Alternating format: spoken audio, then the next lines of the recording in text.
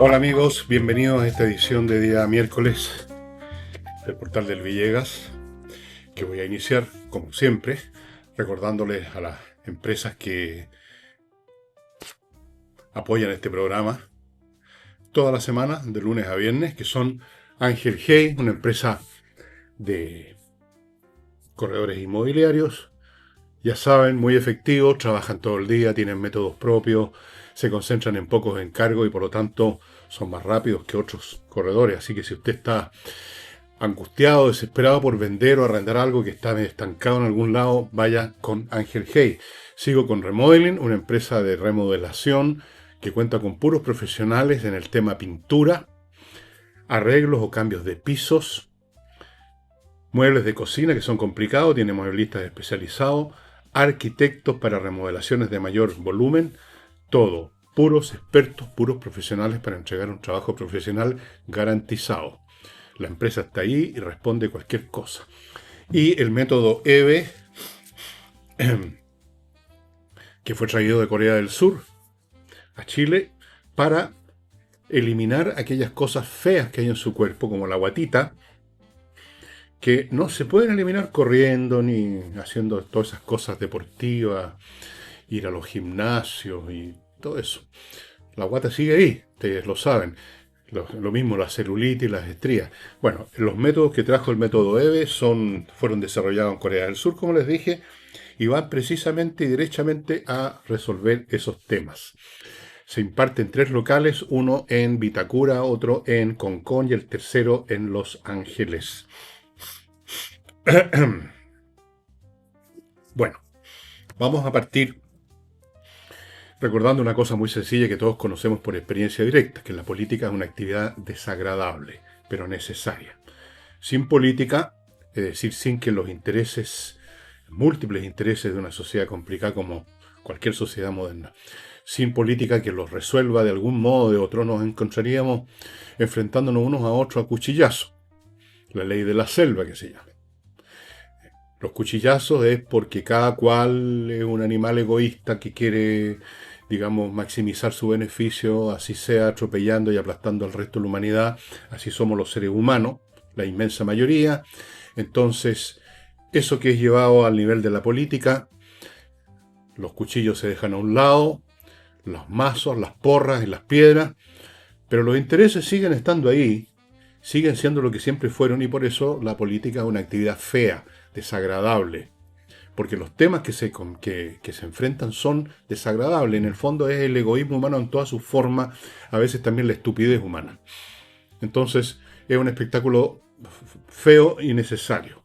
Y de vez en cuando este espectáculo feo y necesario adquiere un aspecto más personal y las partes no se limitan a manifestar sus intereses y sus ideas, a veces muy pencas, la mayoría de las veces, sino que además la cosa llega a un nivel personal. Yo voy a dar un ejemplo de lo que está ocurriendo ahora en el enfrentamiento entre el señor Bianchi y el señor Kuzanovich, ambos congresales.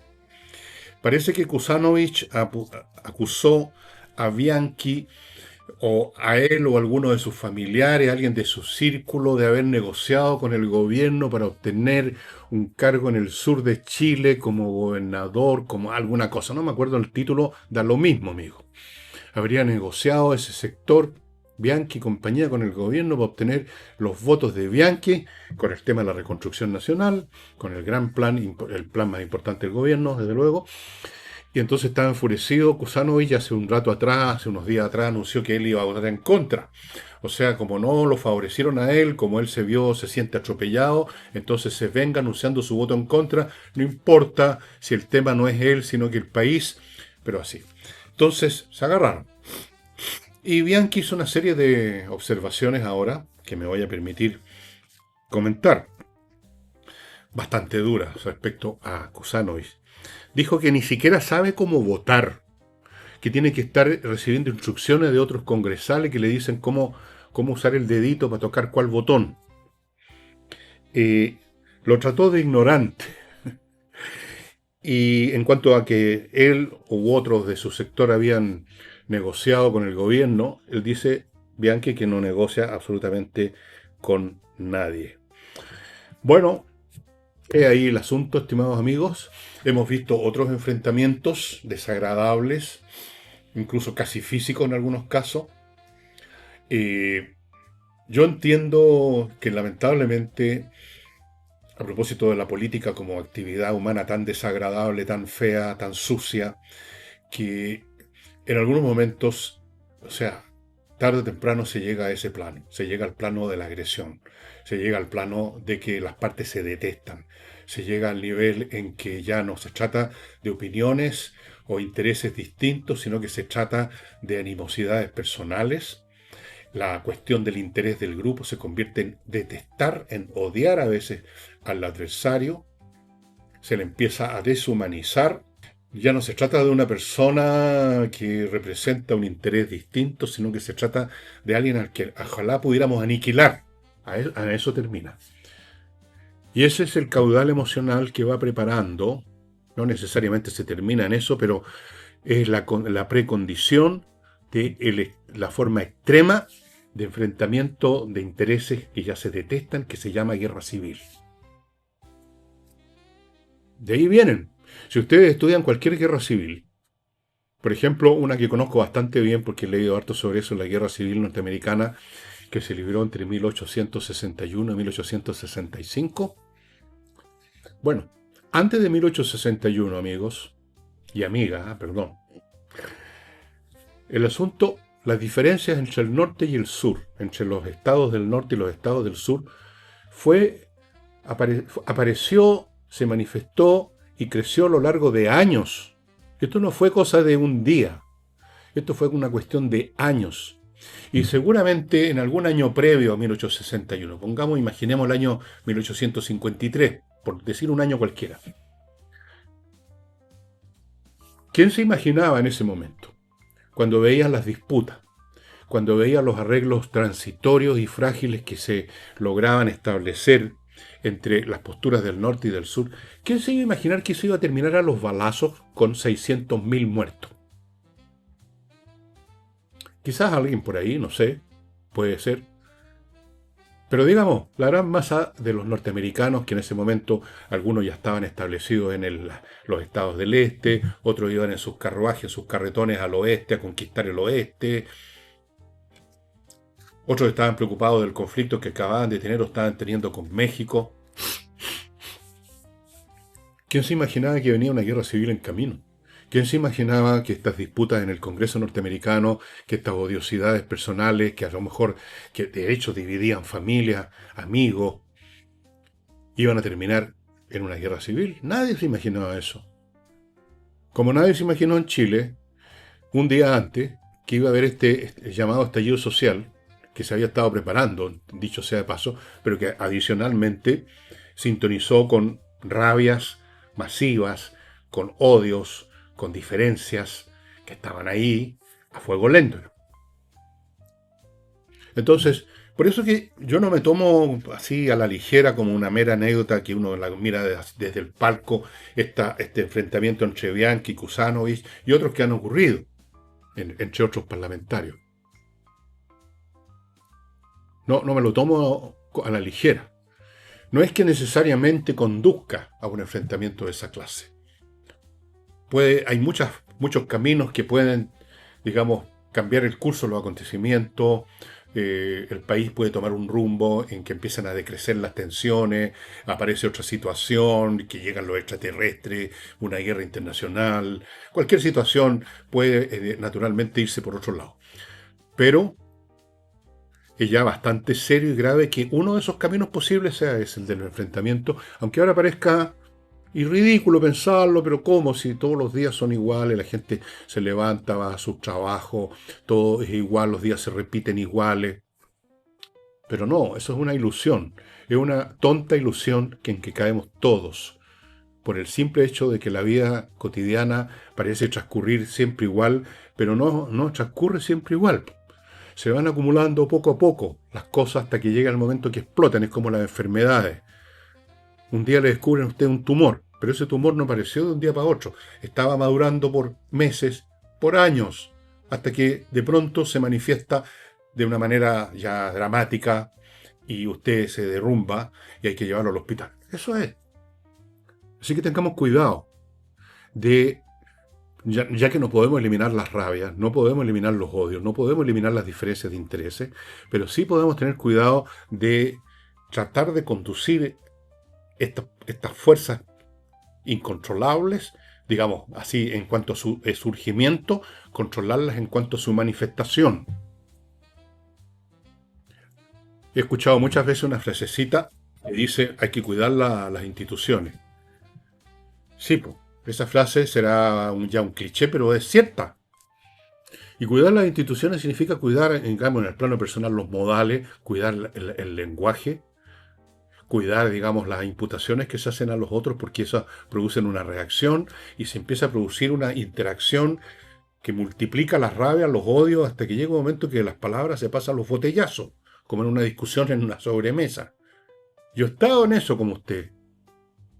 Yo he participado en peleas así físicas en una sobremesa, una vez por lo menos recuerdo. En que ya alguien que me estaba jodiendo mucho, estaba medio curado, en fin, ya terminé agarrándolo y lo tiré por... Bueno, ¿a quién no le ha pasado? Entonces, tengamos mucho cuidado, estimados amigos, y por eso que este asunto de Kusanovich versus Bianchi lo he sacado a relucir. Por ese motivo. No por hacer periodismo barato, ¿no? El típico, el rumor y la cosita. No, porque esto es un espejo chiquitito, si ustedes quieren, que refleja cosas de fondo. Que hay que tener mucho cuidado. Mucho cuidado cuando usted personalmente se enfrente, encare a alguien, pongamos, del bando progre. Porque yo asumo que los que visitan este canal no son de ese bando. Un progre que para usted es un energúmeno, un tontón, un saco de rayán florido. Bueno, trate de controlar su desprecio, su rabia, su molestia, porque esos tipos después de todo han causado tantos daños a este país. Pero contrólese, porque lo peor sería que cayéramos en un enfrentamiento. Eso sí que ya no hay nada peor que eso. No puede haber nada peor que eso. Bien, vamos a ir ahora a un tema que es más colectivo, más global, más planetario, que es el tema de la inteligencia artificial a propósito de la encíclica papal Magnificat Humanitas, la magnífica humanidad, y sobre todo me voy a centrar en las palabras de uno de los fundadores de la empresa Anthropic, que entiendo que es la creadora de una de las inteligencias artificiales que yo uso, Claude. Muy buena inteligencia. Yo prefiero otras, pero muy buena inteligencia. Pero antes de eso, amigos, les voy a recordar los sponsors de mi primer bloque. Oxibiota, un polvito que permite eliminar los malos olores de raíz.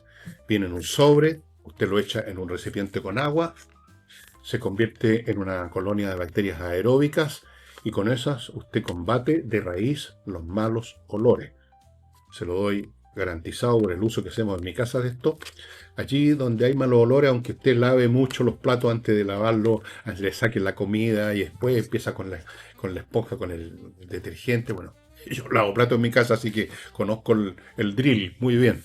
Igual, va llegando sustancia orgánica a las cañerías, se empiezan a acumular por ahí en los codos, ¿no es cierto? Y tarde o temprano eso produce malos olores porque se descompone la materia orgánica. Bueno, estas bacterias eliminan el problema de raíz, estimados amigos, y por lo tanto yo se los recomiendo. Es un producto que se está usando mucho en restaurantes, en casinos y en otros lugares donde hay masiva producción de alimentos, por lo tanto materia orgánica, pero hay muchas formas de acumular materia orgánica. Si usted tiene un jardín, se acumula la materia orgánica de sus mascotas, de los pájaros, de los bichos que nacen y mueren ahí. Entonces ahí se puede vaporizar y también el efecto es muy positivo. Sigo con Fastmark, una empresa de transporte chilena que se encarga de transportar desde Estados Unidos a Chile cargas tanto para empresas, esas son cargas grandes, como para particulares. Lo que sea que usted haya comprado en Estados Unidos por internet, se lo van a traer con la misma eficacia y diligencia con que operan con las empresas. Y termino este bloque, amigos, con flamenca.cl, el sitio internet donde usted se pone en contacto con un grupo de artistas del flamenco disponibles, preparados para amenizar un evento privado suyo. Por ejemplo, han estado en muchos cumpleaños, han estado en matrimonios, como el matrimonio de una de mis hijas, han estado y suelen estar habitualmente una vez o dos veces al mes, o tres veces al mes a veces en el Casa del Jamón, un restaurante, pero han ido a otros también. Han participado en eventos corporativos. Están disponibles para un número hermosísimo de flamenco, que es una música maravillosa. Y usted no tiene que preocuparse de nada. Ellos ponen el tablao, el equipo música, ponen todo lo que se necesita para el espectáculo, estimados amigos. Así que ya sabe, ya sabe. Eh, flamencas.cl. Bueno, el señor cofundador de Anthropic dijo que era importante que personas como el Papa y otros que no son científicos, que no están directamente involucrados en la creación de estas entidades llamadas inteligencias artificiales, participen con sus observaciones, con sus valores, con sus preocupaciones, porque dice este señor, obviamente con mucha razón, que la inteligencia artificial, el tema de la inteligencia artificial no es un tema meramente científico, atañe a toda la humanidad. Y aquí tienen que jugar entonces, tienen que tomar parte en pensar cómo enfrentar esto, cómo desarrollarlo. Tienen que verse de otros ángulos, no solamente el ángulo tecnológico, científico, sino que desde el punto de vista filosófico, ético, religioso. Que es bueno, entonces, porque a esto se refirió también en su encíclica el Papa León XIV, que es un hombre muy interesante, dicho sea de paso. Ya les comenté el otro día acerca de los intentos de reforma muy importantes que está llevando en el Vaticano. Bueno, el hombre se mete en los temas a fondo y se metió en su magnífica Humanitas. Dijo estas cosas entonces, le parece bien, dice que es un tema que preocupa a todos, pero hay otras cosas que dijo que quiero hacer destacar en este programa, estimado amigo, y que las anoté. Dijo que cuando ellos examinan sus propias inteligencia artificial, lo que ellos mismos han creado, cuando examinan su funcionamiento, cuando se meten dentro, por así decirlo, de esta entidad, dijo lo siguiente este caballero. Fíjense bien, dijo, encontramos evidencias de introspección, encontramos estados internos que reflejan alegría, satisfacción, miedo y dolor. Y luego terminó diciendo, no sé qué significa eso. Yo creo que sabe lo que significa eso, pero no lo dice. Significa que posiblemente, si no ahora del todo, sino que solo atisbos, estas entidades ya no son meramente una máquina, y eso lo dijo en algún otro momento, no es un robot que cumple unas instrucciones fijas, o sea, como un programa común, corriente, pero de computadora, que obedece a las líneas de código, sino que tiene su propia naturaleza, que se autocrea, introspección, que se mira a sí mismo. O sea, estamos hablando de conciencia, estimados amigos. Si yo le dijera esto, usted está hablando de conciencia, él diría que no, porque por supuesto sabe que hay un temor inmenso en la gente que estas cosas sean como las inteligencias artificiales de las películas de ciencia ficción, ¿no es cierto? Un monstruo que viene a matar a todo el mundo, a reemplazarnos a todos, a liquidarnos a todos. Repito, encontramos estados internos que reflejan alegría, satisfacciones, miedo, dolor. Naturalmente, si usted le dice esto a un especialista, y ojo siempre con los especialistas que son siempre los que primero se equivocan en todo, le va a decir, no, esto está hecho para que simule estados de conciencia. Yo de esto, como usuario, entiendo algo, porque uso todos los días, como usted posiblemente, la inteligencia artificial para que me busque datos, y de vez en cuando en la noche, cuando ya he terminado mis faenas, converso, planteo temas, y responde como una persona. Y entonces me podrían decir, está programado, está hecho, está pensado esta cuestión para que actúe así, y usted es una ilusión suya creer de que está hablando con una persona, no es una persona, es un programa que no tiene conciencia y no tiene nada. Bueno, recordemos las palabras que está diciendo este señor aquí. Encontramos evidencia. Además, una inteligencia no necesita tener conciencia de sí para ser inteligencia. Si usted se enfrenta a algo que piensa por su cuenta, por así decirlo, porque estas entidades no se limitan a seguir instrucciones de código, eso es imposible. ¿Cómo usted podría escribir un código que respondiera a todas las posibles conversaciones de millones de personas? Eso es absurdo, es imposible. Son otros paradigmas que tienen capacidad flexible para reformularse, para reformarse, para encontrar otra información, o sea, hacer lo que hace una mente viva, la mente de una persona, o la mente de una criatura viviente, también de un perro o un gato. Procesa por su cuenta para cumplir con su tarea de conversar. Entonces, ¿en qué momento puede haber conciencia? Si usted le pregunta esto a un especialista en neurociencia, todavía se dan vueltas en esto, en primer lugar, en definir qué es la conciencia. Lo de la inteligencia está más claro, es una capacidad para resolver temas, problemas. No cabe duda que son inteligentes estas inteligencias artificiales. Ahora, estos estados anímicos que ustedes dicen, por supuesto que yo no me imagino que la inteligencia artificial va a tener estados anímicos porque no tiene la base biológica que genera los estados anímicos, no está en un cuerpo con hormonas, con presiones biológicas, con necesidades químicas, qué sé yo. Pero eso no quita que no tenga conciencia. La conciencia no tiene que ser necesariamente resultado de una pulsión, de una presión biológica, de un deseo, de una ambición.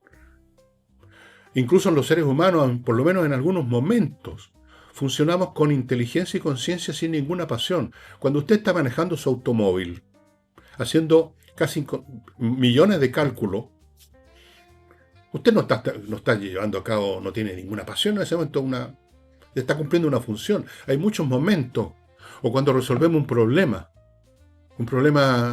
cualquiera de ajedrez, un problema abstracto, digamos, de matemática. Ahí no hay pasiones, hay concentración, pero no hay pasiones. Es una cuestión de intelecto puro.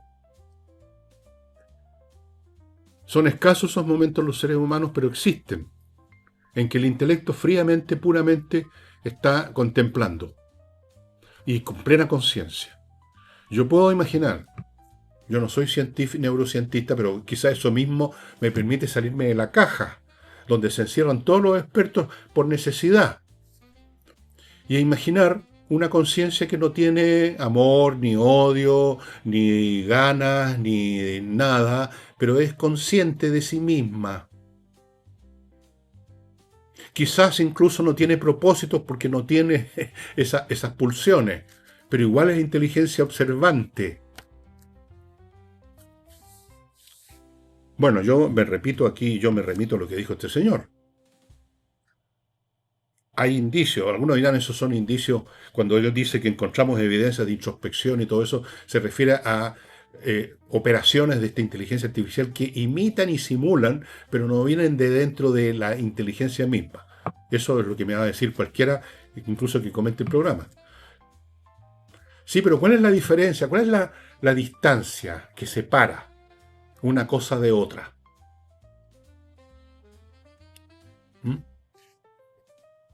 La introspección simulada de la introspección real. ¿Cuál es la diferencia? ¿Cuál es la introspección real? ¿Y cuál es la introspección simulada? ¿Hasta qué punto una introspección nuestra o un estado de ánimo nuestro es más real que lo que dirían algunos, esto está simulado? Yo me permito pedirles que hagan un experimento respecto a esto, porque podemos hacer experimentos con nosotros mismos. Simulen un estado de ánimo, y mientras más lo simulan, más se va a convertir en real. Como dice esa frase, este gallo se enrabia solo. Empieza a darle vuelta un tema fríamente y luego termina enfurecido pateando al perro. Bueno, a mí me parece súper interesante, y esto es un episodio más de un proceso que yo me parece que es inevitable, que conduce a un dominio cada vez mayor de las inteligencias artificiales en la vida de las sociedades. Ya tienen una tremenda participación en las labores nuestras, de personas que trabajan en una computadora, ya sea en su casa, en una oficina. Ya está siendo usado en muchos aspectos de la vida política, militar, científica, las inteligencias artificiales.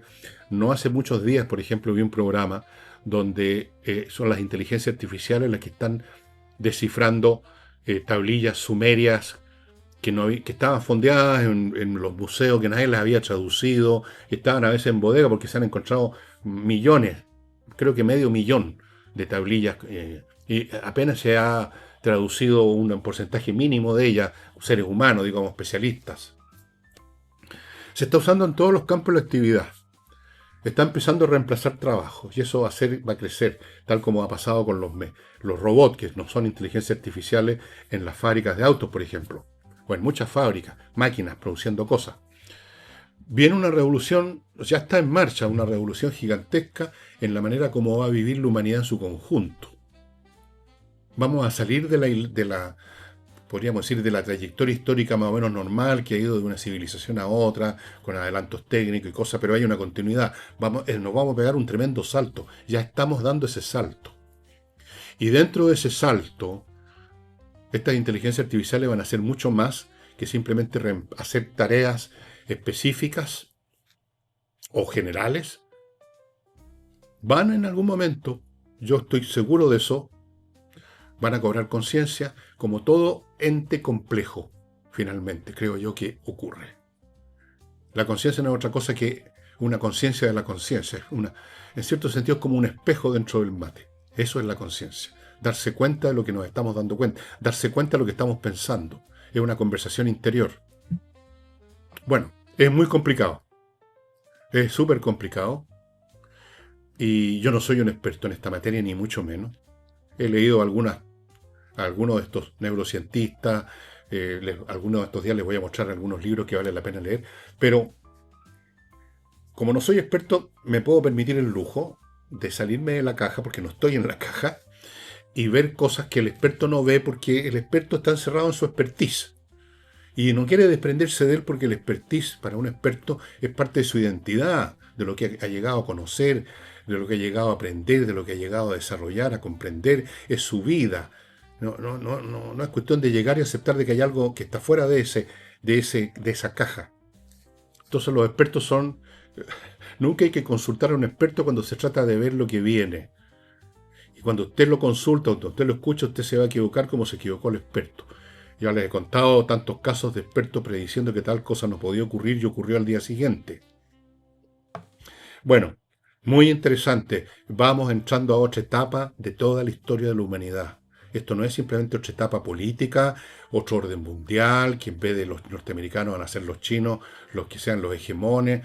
Olvídese de eso. Eso, grande como es, menor al lado de lo que va a producir la inteligencia artificial, como ya lo está haciendo. Y ustedes podrán imaginar además cómo van a multiplicar sus poderes y sus capacidades cuando se desarrolle más lo que ya se está desarrollando a un nivel muy especial, que es los computadores basados en los computadores cuánticos, que son billones de veces más poderosos que incluso que un supercomputador.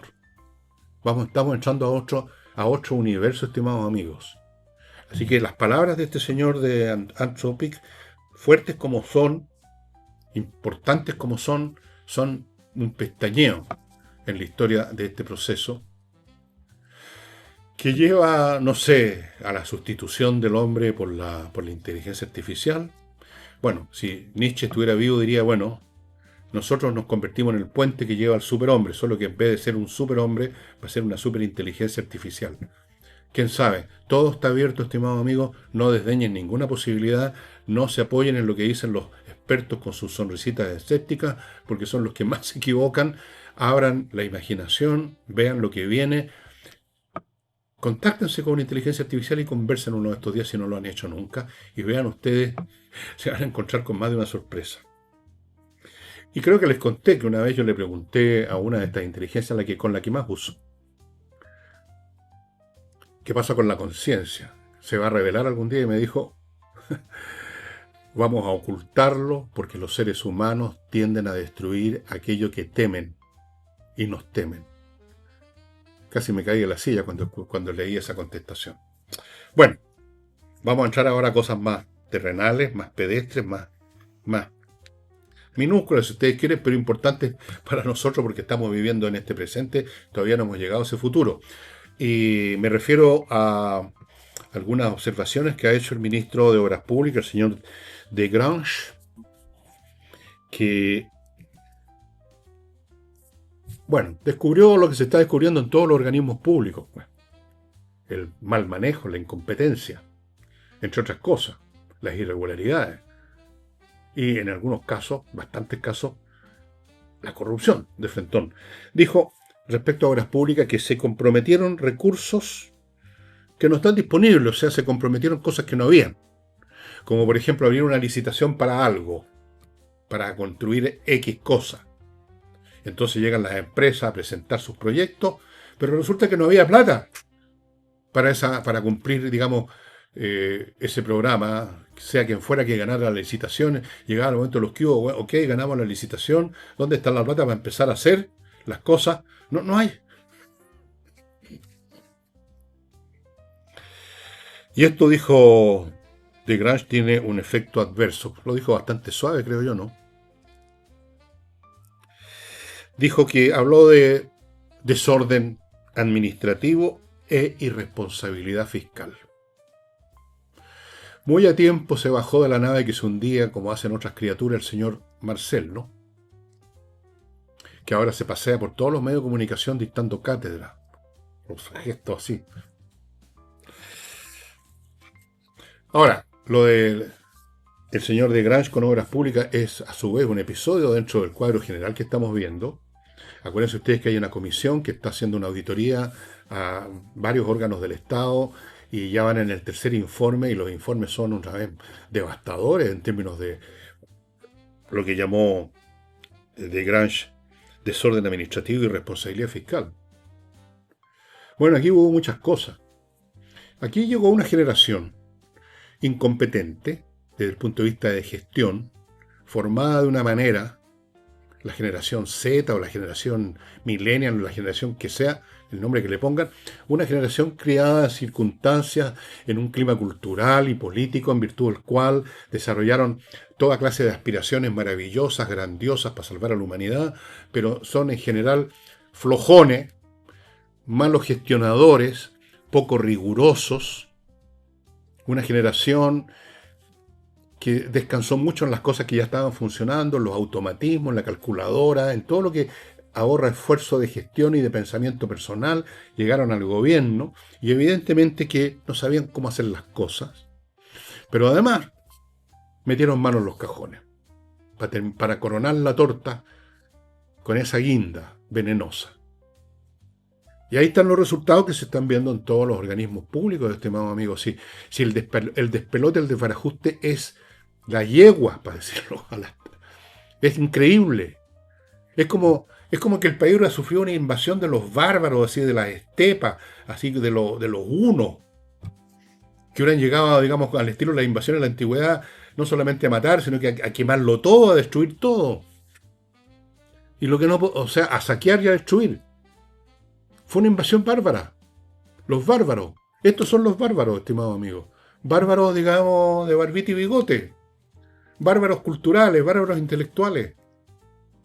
Apegados a 4 o 5 frases pelotúas, clichés, ideológicos, porque ni siquiera conocen su propia ideología.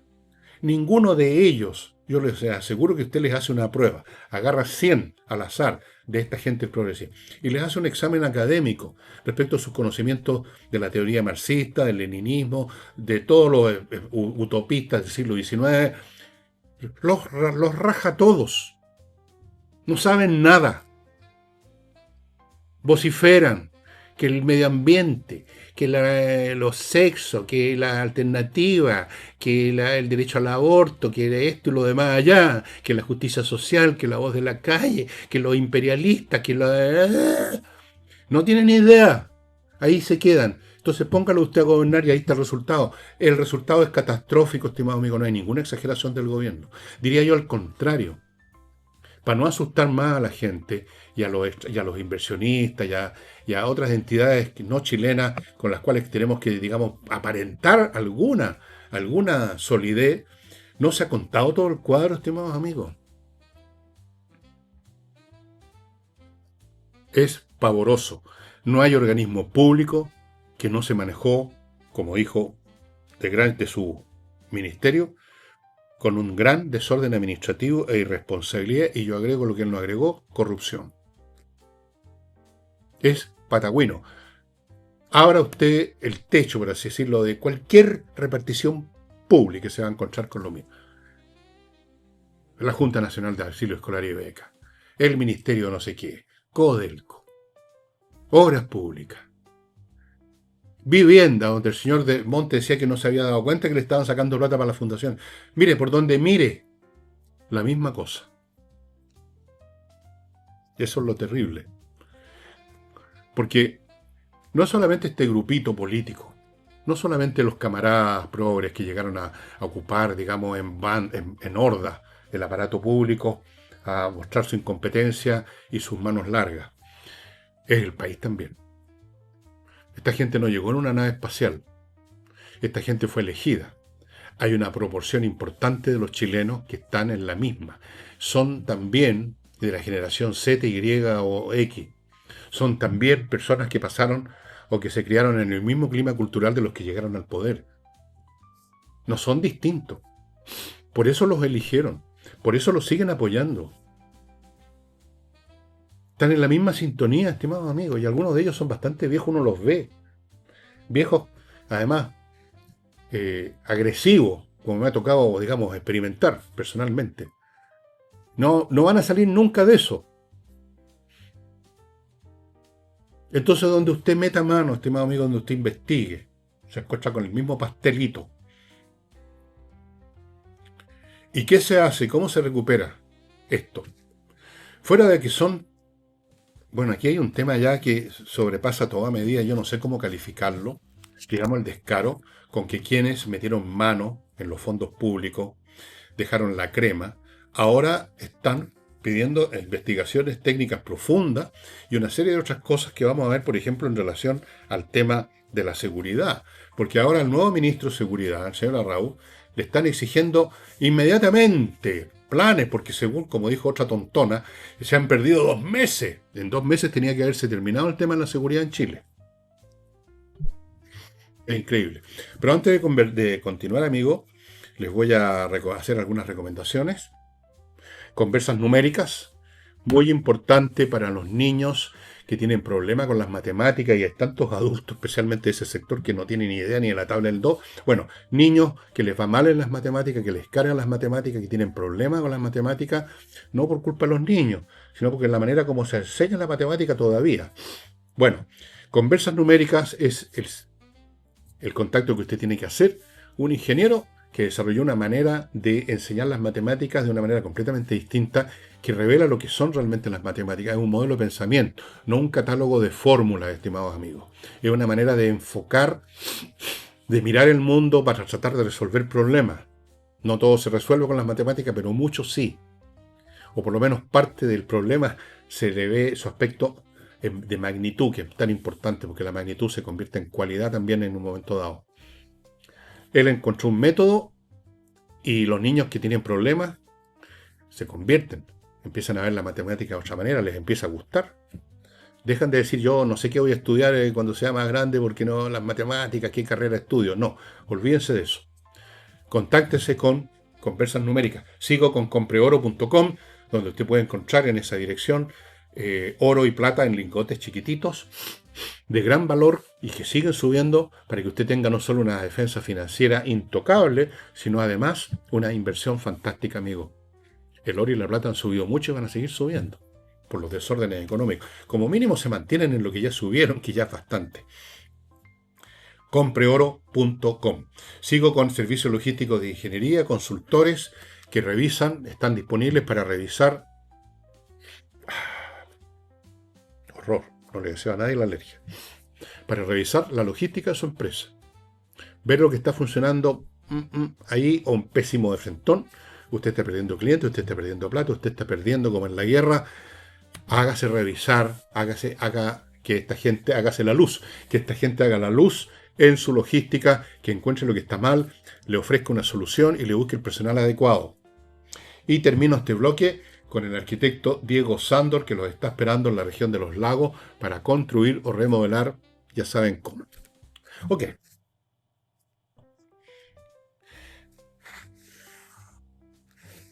Estuve viendo una intervención política de un candidato laborista en el Reino Unido.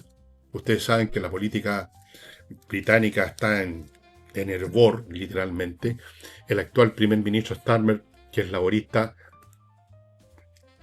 está muy de capa caída dentro de su propio partido.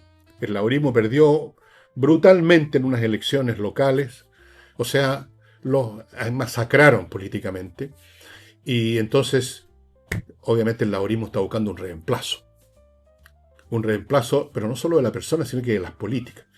Así que me interesó ver este candidato laborista, que es uno de los que la lleva, que se llama de apellido Robinson, y vi una de sus intervenciones y francamente el hombre es brutalmente populista. O sea, se puso en la sintonía de que este es un movimiento cultural, de que hay que salvar la identidad del Reino Unido, que aquí ha llegado gente, grupos completos, se refiere a los inmigrantes, que no tienen ningún interés siquiera en identificarse con la cultura, con el modo de vida británico, y se convierten en enemigos internos, enemigos adentro de la casa. Y la gente vociferaba, gritaba, un líder populista típico. Pero ahora, aquí se ha usado mucho también en Chile el término populista en forma, por supuesto, negativa. Cuando se quiere acusar a un político de algo se dice que es populista, etcétera, etcétera. Pero yo quiero hacer aquí una pequeña distinción analítica, si ustedes quieren, para entender mejor lo que está pasando con los Robinson de este mundo y con los que puedan venir. En Chile, bueno, aquí tenemos algunos ejemplos ya. No los voy a mencionar, pero hay. Cuando antiguamente, y cuando digo antiguamente me refiero a hace unos 10, 20, 30, 40 años atrás, no más que eso, cuando se hablaba de populismo, cuando se hablaba de política de masas, se hablaba de que tal o cual partido, y el Partido Comunista habla mucho de las políticas de masa, de sacar a las masas, de la movilización de las masas, es un concepto que lo tienen muy pegado. Pero cuando ellos hablan, los comunistas y otros hablaban antes y hablan ahora de política de masas, se refieren a un grupo muy grande de gente que comparte el mismo interés, un interés objetivo. En el caso de los comunistas, cuando hablan de las masas en general, se refieren a esa categoría abstracta también que llaman los trabajadores. Y en realidad se están refiriendo a los trabajadores de la mitad para abajo, no a los trabajadores de la mitad para arriba que para ellos son los ricos, los súper ricos, los burgueses. Pero se refieren a algo objetivo a fin de cuentas. Se refieren a los trabajadores fabriles, a la gente que trabaja en el campo, los campesinos, empleados comunes y corrientes. Entonces, dicen, una política de masa se refiere a una política que tiene como objetivo favorecer los intereses objetivos de ese grupo objetivo. Eso era la forma como se entendía y como algunos entienden todavía hoy, el Partido Comunista, la política de masas, las masas. Algunos dirán que eso es populismo. Sí, es populismo, pero un populismo que tiene una relación objetiva con un interés objetivo de un grupo objetivo, real. Aunque esté mal definido en un momento dado, pero si usted fuerza la definición va a llegar a algo concreto. Los trabajadores de ingresos menores, pongamos a 2 palos, podríamos decir, o 1 palo, esos son los trabajadores, el grupo objetivo al cual se refieren con la política de masa, etc. Pero lo que tenemos ahora, lo que vi en Robinson, no es eso. Los populismos de ahora no son eso, no tienen como referencia un grupo, mayor o menor, quizás mal definido, pero que en última instancia se puede definir, un grupo objetivo de gente con un interés objetivo. Aquí, el populismo de ahora, el populismo que yo le vi a este señor Robinson, es uno cuya referencia no es un interés objetivo, sino un sentimiento global, que es una cosa muy diferente. Un sentimiento, o sea, un estado anímico, no un interés objetivo que tiene una duración. Si usted es trabajador usando el lenguaje de Salvador Allende del hierro, del salitre y del carbón, usted es trabajador del hierro, del salitre y del carbón. Usted trabaja en tales y cuales partes, tiene más o menos tales y cuales salarios, tiene tal y cual modo de vida. Eso es algo objetivo. Es un grupo bien definido, o relativamente definido. Acá es una muchedumbre formada por gente de cualquier parte, con los intereses objetivos más distintos, pero que comparten un sentimiento, un estado de ánimo que, como todo estado de ánimo, puede durar, pero es transitorio, no tiene un sustento en la realidad objetiva. Es algo como el amor o como el odio, que va y viene, puede durar mucho tiempo, puede durar poco tiempo, pero dura lo que dura nada más, no tiene un sustento objetivo, físico, real, material. Esa es la gran diferencia. Este es un populismo de sentimientos. En buena parte, el progresismo que hemos visto en Chile comparte eso. Es un populismo o es un ideologismo de sentimientos aspiracionales en este caso. Aspiracionales. En el caso de Robinson, no está hablando de aspiraciones, está hablando de resentimientos. Son sentimientos de resentimiento contra, por ejemplo, en el caso de la inmigración, contra estos grupos que han llegado y que efectivamente en muchos casos, no en todos, pero en muchos casos, se han convertido en una especie de tumor dentro del cuerpo británico. Gente que enarbola banderas de otros países, gente que... Yo vi una imagen que yo creo que es muy representativa de esta clase de gente que llega a Europa. Es una imagen que se tomó en París, un video. No sé quién lo tomó, una persona común y corriente. Se ve a una señora que empieza a bajar por la escalera del metro en París y viene un tipo que claramente por su facha, evidentemente de la etnia semita, es un árabe, y va y la empuja, porque sí, y sigue su marcha, la empuja y la tira escala abajo. Obviamente un tipo que detesta a los propios franceses, a los habitantes del país donde está, fue residido en algún momento él o su padre. Hay muchos de esos también. Entonces eso ha generado sentimientos, llamémoslos racistas por el momento. Llamémoslo como usted quiera. Ya, racistas. Derivados de esto. Y entonces a eso está apuntando Robinson y a otras cosas. Pero básicamente a eso. Él mismo decía, ustedes pueden buscar esta intervención de Robinson, ¿no? Decía, a mí no me importa si ustedes son de tal o cual partido, si son laboristas, si son conservadores, si son de aquí o de allá. Esto es un movimiento cultural. ¿Y en qué consistía el movimiento cultural? En lo principal, por lo que le escuché, en tenemos que recuperar nuestra identidad. En otras palabras, aquí hay que sacar a patada en la raja a los extranjeros que llegaron en masa. Eso es el discurso de Robinson. Eso es un populismo muy distinto al populismo, a la política de masa que escuchábamos y que escuchamos todavía de labios de sectores comunistas, básicamente. Porque ellos se refieren a otra cosa.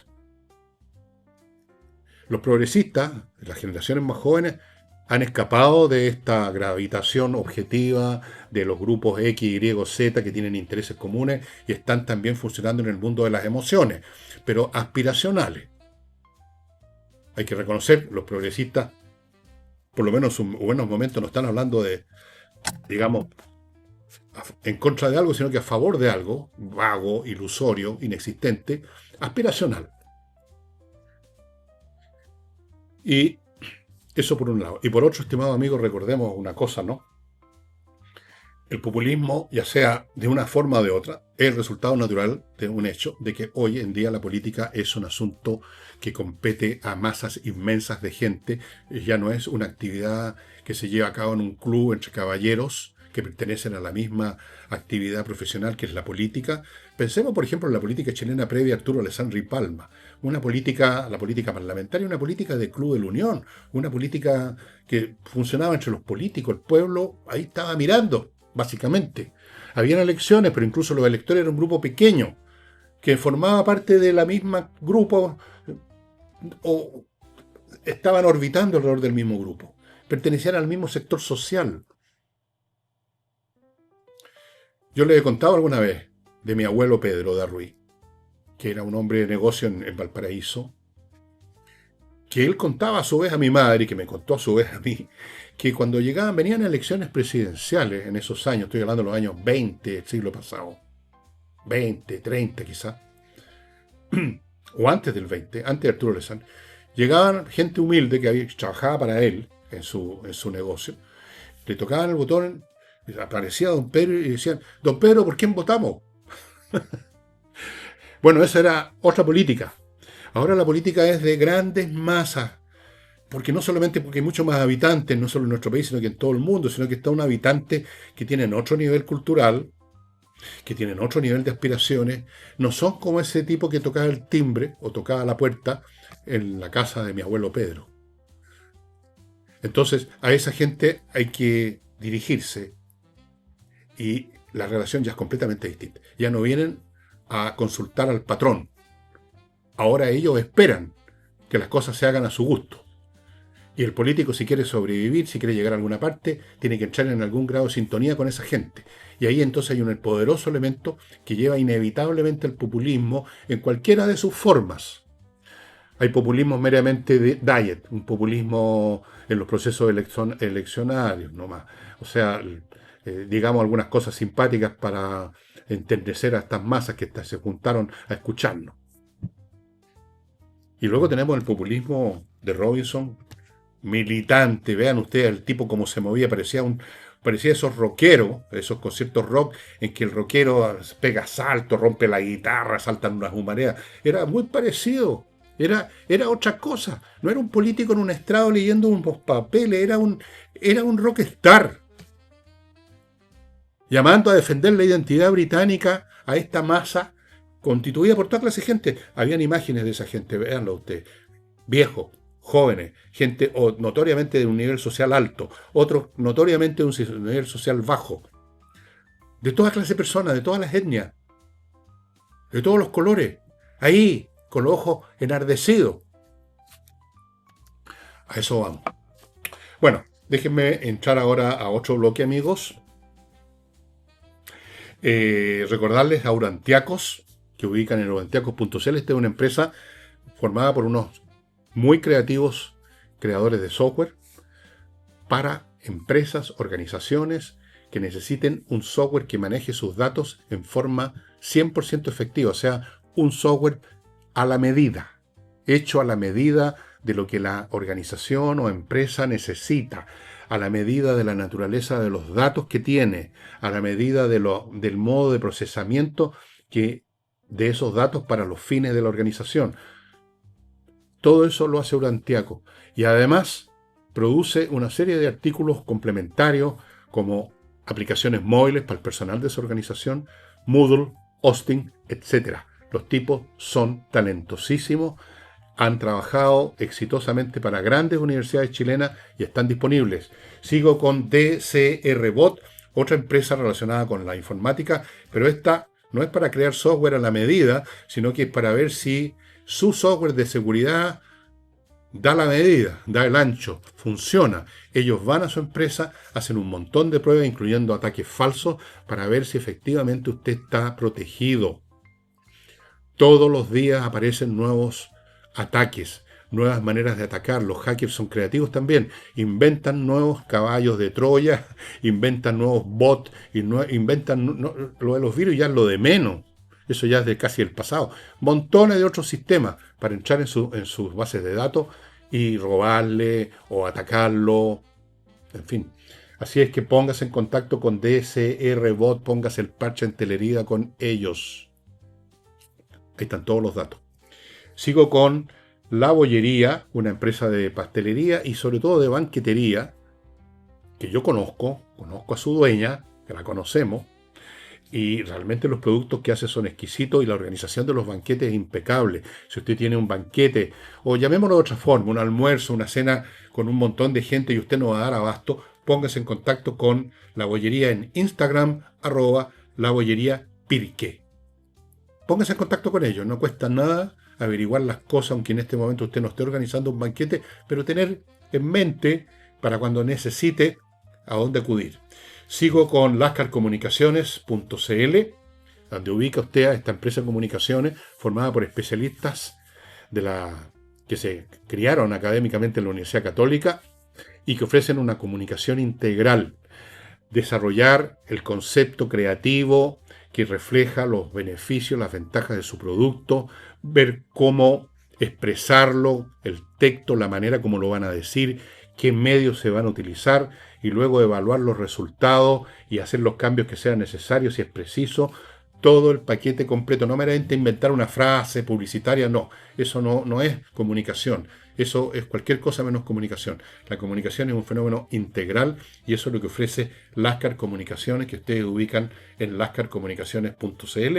Y termino recordándoles a los amigos que piensan, pucha, ya empezaron los cursos de ajedrez en abril, como dijo el señor Villegas, así que ya jodí. No, tiene una oportunidad, amigo, muy buena. Primero, los cursos duran hasta noviembre, así que hay mucho todavía por aprender. Segundo, si usted entra ahora, lo único que le piden para entrar a un curso que ya empezó es que se entere, que vea los videos de las clases anteriores y esos videos se los dan gratis. Usted se pone al día viendo esos videos, en un fin de semana se pone al día o en unos par de días más y entra al curso, digamos, sin problemas, amigos, hasta noviembre. Va a aprender mucho ajedrez, va a aprender a jugar mejor y sobre todo se va a entretener muchísimo. Y si esto es para los jóvenes, es una excelente herramienta de desarrollo de las facultades analíticas del intelecto, estimados amigos. Ajedrez, ahí está el teléfono, que es un celular evidentemente, y ese celular obviamente también está conectado a un WhatsApp. Póngase en contacto.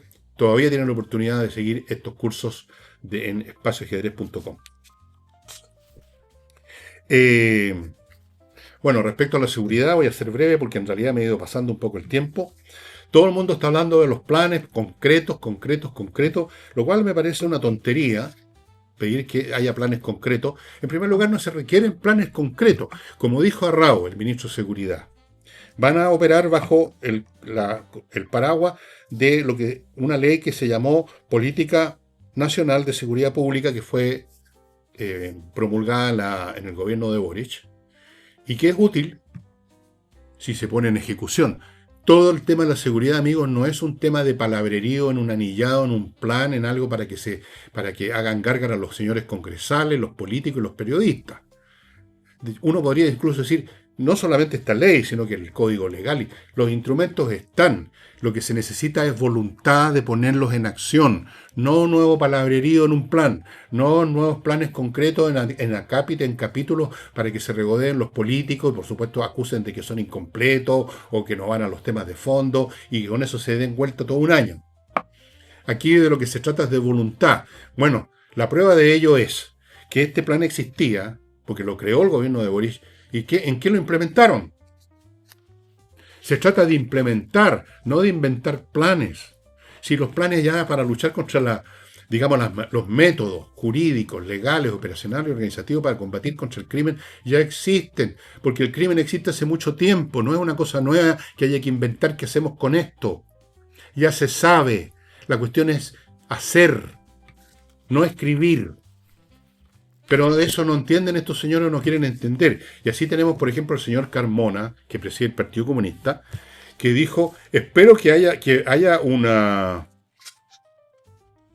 cumplan con esto, que haya cumplimiento, y no sea solo anuncios. El señor Carmona parece que se quedó pegado en la época de Boris, en que efectivamente todo eran anuncios, pues. Perseguiremos a los delincuentes por cielo, mar y tierra. No, este no es el gobierno de Boris, Carmona. Ubíquese, se eligió Cast. Era Boris el que hacía anuncios, millones de anuncios. Espero que no sea. Después apareció otro fulano del Partido Socialista, un señor Leiva. No hay un plan específico, dijo. ¿Pero qué están esperando? ¿Qué plan específico? Acarrao acaba de decirle, vamos a funcionar sobre la base de la política nacional de seguridad pública. Ahí está el plan específico. Si la cuestión es ponerlo en acción, señor Leiva, entiéndanlo. Luego apareció una señora del otro lado, porque aquí, digamos, la tontería, la majadería es transversal.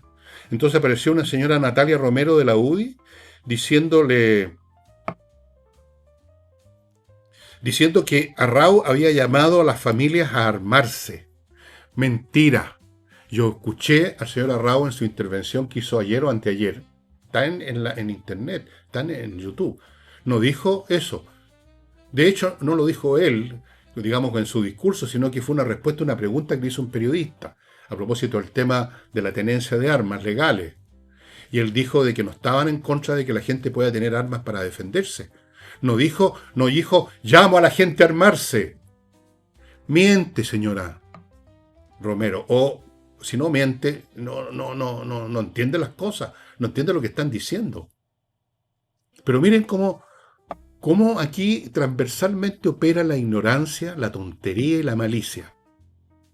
planes, no se necesitan planes específicos para que ustedes los discutan años, para que la prensa se regodee y todo el mundo rumie palabrería tras palabrería. Aquí se necesita voluntad para emplear instrumentos que ya existen. Ya existe la policía, ya existen carabineros, ya existen las leyes, ya existe el Código Penal y por último ya existe la política nacional de seguridad de la época del gobierno Boric, que al parecer, en teoría, por lo menos cubre todas las cuestiones.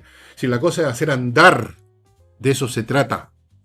Así que no sigan hablando estupideces. Y por supuesto, otro dijo de los 2 meses perdidos, como si en 2 meses se pudieran, digamos, cambiar las cosas de la noche a la mañana. De la noche a la mañana, en 2 meses, en 3 meses. Hay aquí una mezcla entre... Bueno, aquí la poca inteligencia la compensan con la mucha malicia. Ese es el problema. Aquí hay poca inteligencia y hay mucha malicia, o una cosa y la otra, o las dos. ¿Cómo es esto, señora Romero, de que llamó a las familias a armarse? Es un llamamiento. Apareció con sus papeles así para hablar a la prensa y dijo, llamo a las familias que se compren pistolas. No dijo eso. Dijo una cosa muy razonable, que la gente tiene derecho a tener armas en su casa, legalmente compradas, adquiridas. Incluso ahora se endureció la ley para comprar un arma, porque usted puede comprar un arma, tiene que seguir un curso. No entiendo en qué tanto el curso, para usar un arma de fuego no se requiere precisamente un curso realmente. Bueno, pero en fin, la gente tiene derecho. ¿O tienen solo derecho los delincuentes, señora Romero, a tener armas? ¿Pero qué criterio es ese? O esto, espero que no haya, digamos, puros planes, sino que no esperamos que se cumplan y que no haya puros anuncios. Ese Carmona, que se quedó pegado en el gobierno de Boris, que eran puros anuncios. ¿Cuántos anuncios hizo Boris de seguridad? ¿Cuántas veces asistió a funerales de carabineros muertos? Y abrazó, no sé cómo lo abrazaban, a los deudos y habló de que vamos a perseguir por cielo, mar y tierra. Eso eran puros anuncios, señor. Esa fue la época de los anuncios. Y el señor Leiva, esperamos un plan específico. ¿Qué están esperando? Aquí llaman un plan específico en primer lugar. Me gustaría que estos señores que hablan del plan específico, del plan que no existe, ¿dónde está el plan? A ver, ¿a qué se refieren con un plan? Aquí llaman un plan. A que le den detalles de en qué día y a qué hora va a haber una redada en una población donde haya una organización de narcotraficantes. ¿Eso esperan? ¿Que les avisen? Bueno, repito, falta de inteligencia compensada con exceso de malicia. Bueno, amigos, vamos a poner fin al programa, ya se cumplió la hora. Y el próximo programa con Nicole Rodríguez, y se me estaba olvidando, para variar. No sé si quedan Resurrección, pero ustedes pueden averiguarlo entrando a elvillegas.cl/tienda. Ahí está, si es que está este libro todavía, creo que quedan unos muy pocos. O sea, estoy adivinando en este momento nada más, pero usted puede verlo entrar al sitio. Y este sí me consta que quedan La Torre de Papel, que he sabido algunas personas que me creyeron que esta cuestión entretenida, lo adquirieron, lo están leyendo y les gusta mucho, por lo menos es lo que he recibido en los feedbacks que tengo con mail. Así es que, amigos, La Torre de Papel, hay otros libros míos de rezago también que quedan 2 o 3 o 10 o 20 cosas. Esos son los números, está bien pelada la tienda. Pero les cuento que viene ya en camino, está siendo editado para ser enviado a imprenta un nuevo libro mío que yo creo que les va a gustar. Ya les voy a contar de qué trata, qué es lo que es, porque es un libro cuya estructura es bastante, digamos, es difícil de definirla diciendo esto es un género histórico, o es novela, o es ficción, o es ensayo, o es análisis político. No, es otra cosa. Ya les voy a contar, y mientras tanto les digo muchas gracias por haber estado conmigo, y por favor, las personas que les gusta este programa, que lo ven diariamente o por varias veces a la semana por lo menos, ayúdennos a funcionar, sumándose a los que se han sumado a Patreon y a Flow, que es muy fácil hacerlo y realmente con un par de dólares que ustedes pongan nos ayudan bastante. Y antes de irme, además, quiero contarles una buena noticia. Afortunadamente, los llamamientos que he hecho para las personas que aman a los animales y que quieren ayudar, han habido reacciones, y en la Unión de Amigos de los Animales han recibido digamos, nuevos socios, nuevos aportes, pero siempre todo se hace insuficiente.